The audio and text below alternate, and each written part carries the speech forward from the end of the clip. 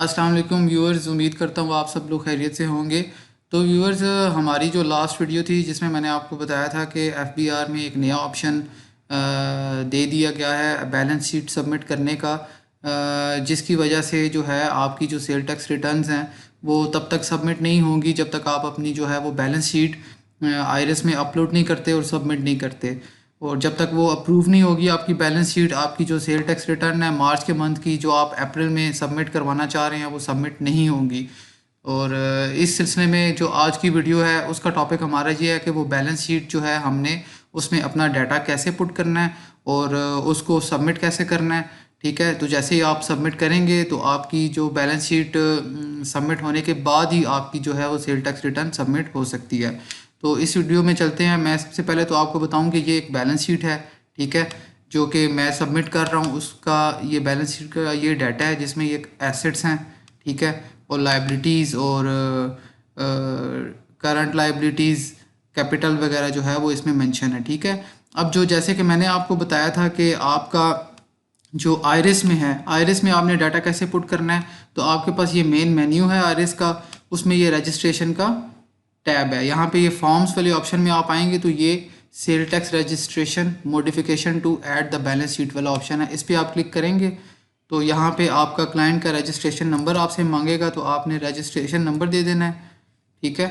और यहाँ पे आपने टैक्स पीरियड 2024 चल रहा है तो वो डाल के आप इसको जैसे ही कंटिन्यू करेंगे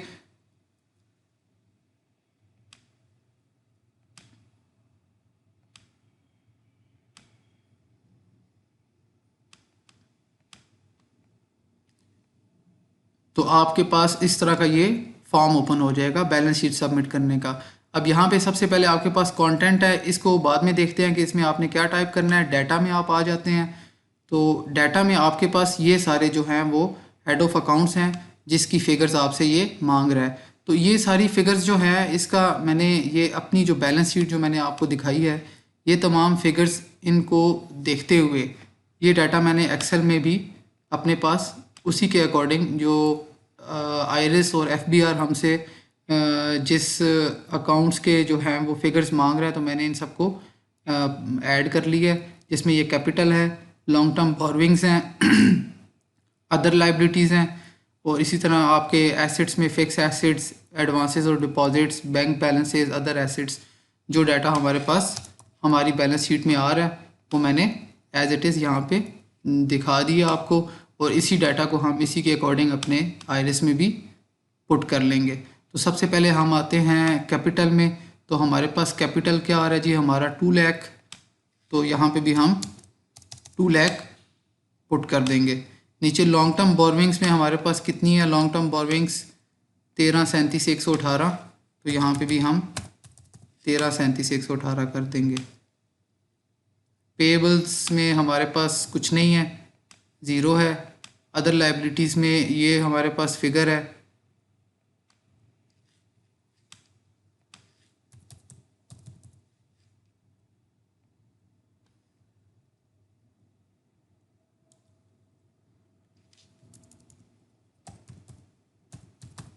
ठीक है। तो ये आपके पास अब एसेट्स वाली फिगर्स हमने डालनी है, तो फिक्स एसेट्स हमारे पास कितने हैं ये फिगर आ रही है।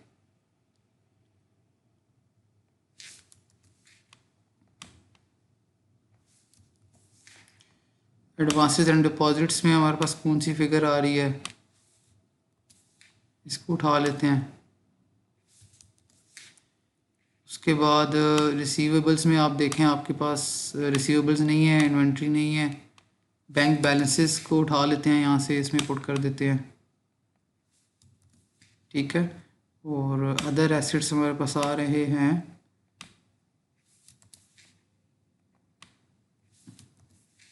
ये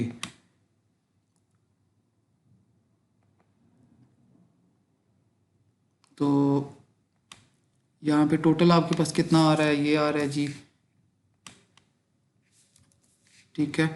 और टोटल एसेट्स आपके पास भी, ये टोटल एसेट्स हैं आपके, इसको भी आप यहाँ पे कर दें तो ये आपके पास टोटल एसेट्स और टोटल लाइबिलिटीज़ आपकी आ गई, ठीक है। ये जो हमारा अपडेटेड जो बैलेंस शीट के आइटम्स हैं ये 30 जून ये मैं आपको दिखा देता हूँ 2023 तक के हैं, ठीक है। लास्ट जो अपडेटेड बैलेंस शीट है 30 जून 2023 तक के, ये तमाम फिगर्स थी जिसको मैंने FBR की रिक्वायरमेंट के मुताबिक यहाँ पे ले आया हूँ इन फिगर्स को, ठीक है। तो ये डाटा मैंने यहाँ पे आयरिस में जाके पुट भी कर दिया, ठीक है। अब आप आगे आ जाएं अटैचमेंट में। अटैचमेंट में आपसे जो बैलेंस शीट सॉफ्ट कॉपी में अटैच करनी है वो भी हम अटैच कर लेते हैं यहाँ से। ये आ रही है आपके पास बैलेंस शीट 30 जून, इसको आप ओके करें, ये अटैच हो गई है, ठीक है। अब कंटेंट्स, अब हमारा ये रह गया कंटेंट्स वाला। इसमें मैं आपको बताता हूँ कि आपने एक टेक्स्ट जो है वो टाइप करना है, एक रिक्वेस्ट। ये व्यूवर्स मैंने एक शॉर्ट सा जो है वो कवरिंग लेटर इसमें टाइप कर दिया है बना के। तो ये आप चेक कर सकते हैं, आप सेम यही वर्डिंग जो है वो इसमें टाइप कर सकते हैं। और यहाँ पे जो है जो डेट मैंने बैलेंस शीट की जो इसमें दी हुई है 30 जून, आपकी जो भी अपडेटेड जिस डेट तक की बैलेंस शीट होगी आपने डेट यहाँ पे अपनी मेंशन कर देनी है।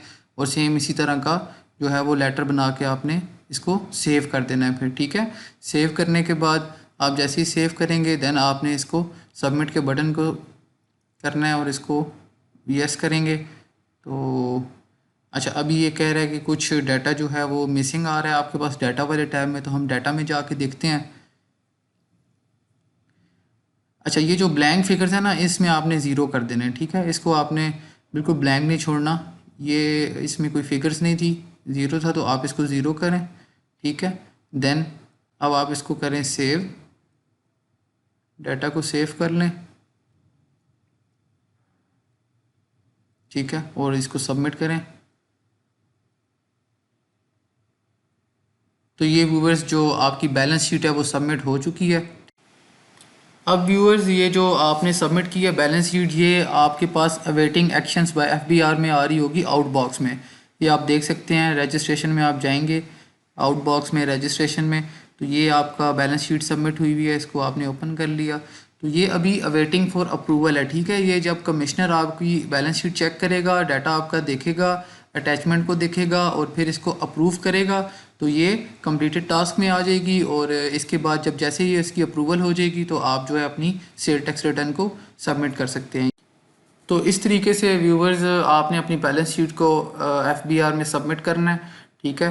तो वीडियो आपने कंप्लीट डिटेल से देखी है। वीडियो अगर आपको पसंद आई है तो आपने वीडियो को लाइक करना है और चैनल को ज़रूर सब्सक्राइब करना है। Thank you very much. अल्लाह हाफिज़।